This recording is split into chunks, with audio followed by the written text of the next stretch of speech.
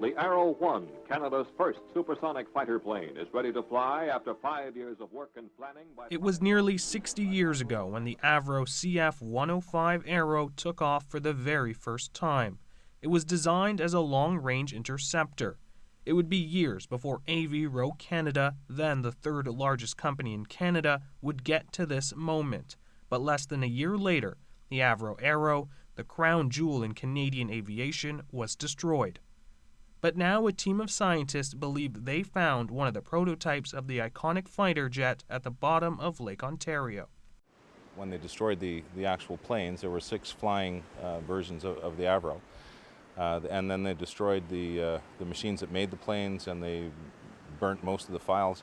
It was like they were trying to erase a piece of history. We put about 30,000 people out of work, 15,000 directly, another 15,000 in the industries associated with the Arrow.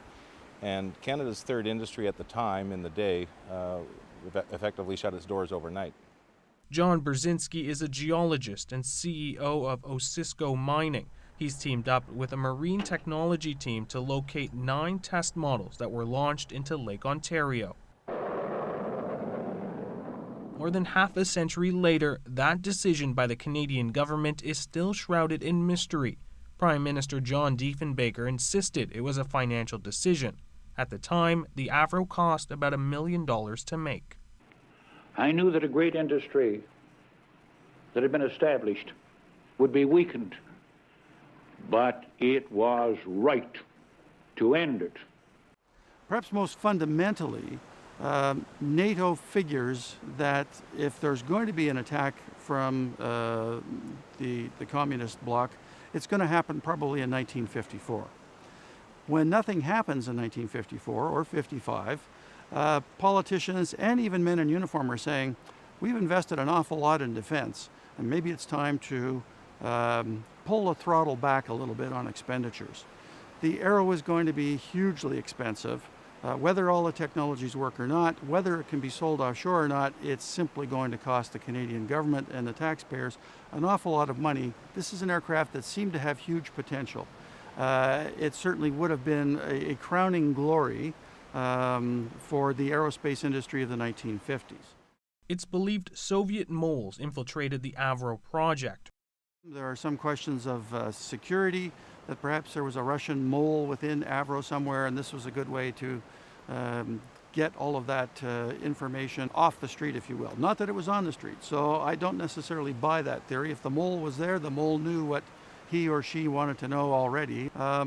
Just about the time that the Arrow is ready to fly, the Russians launched Sputnik.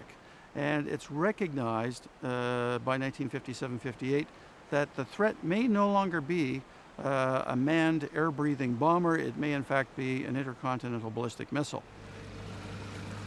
The team has been searching since late July using this high-resolution sonar. Their latest discovery is the most significant to date. The model Avros were 3 meters long and 2 meters wide. They were attached to a booster rocket that would shoot them up into the air. So back in the late 1950s, 1957, 1958, they didn't have wind tunnels that we have nowadays. They didn't have computer simulation tools like we have today. So when they wanted to design an aerodynamic aircraft like the Avro Arrow, they actually had to do scale model testing. David Shea is with Kraken Sonar, a marine technology company based in Newfoundland.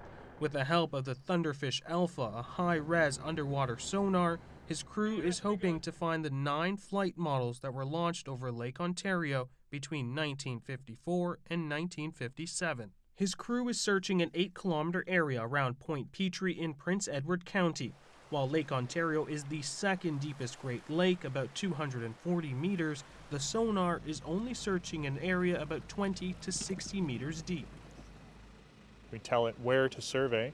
We push the button, the vehicle dives down underwater. There's no tether, there's no human control. It's battery powered, it's running its own artificial intelligence. When we identify targets in that, we're sending down our ROV with the camera system on it to classify the targets. Is it a rock? Is it a plane? Is it a booster rocket? Once we identify the targets, we hand them over to the archaeologists, and they decide, well, is it worthwhile to recover these objects? Obviously, the models, when we find them, we want to be recovering those, but it's not as simple as just putting a strap on them and hauling them out of the water. They've been sitting on the seabed for 60 years. They've been corroding away. So there's a lot of strategy that needs to go into how do they safely get them out of the water and keep them intact, and when they get them out of the water, how do they conserve them? Even before discovering one of the prototypes, his crew identified a number of Nike booster rockets used in the Avro Aero program. The booster's location helped the search team close in on an area where they believe other prototypes might be. There are plane wrecks crashed into the lake. There are shipwrecks, 6 or 8 shipwrecks that we know of. So all in all, there's somewhere between 400 and 600 different objects out there, and it's really like looking for a needle in a haystack full of needles. They will continue to look for the planes until late September in hopes of retrieving the last remaining pieces of Avro history. While many tried in the past, no one has been as successful as Brzezinski and his team. The Arrow rockets skyward, pushed by American-made turbines that generate twice the power of the Queen Mary's.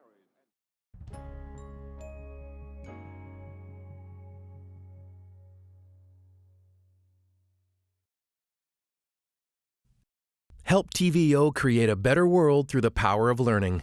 Visit TVO.org and make a tax-deductible donation today.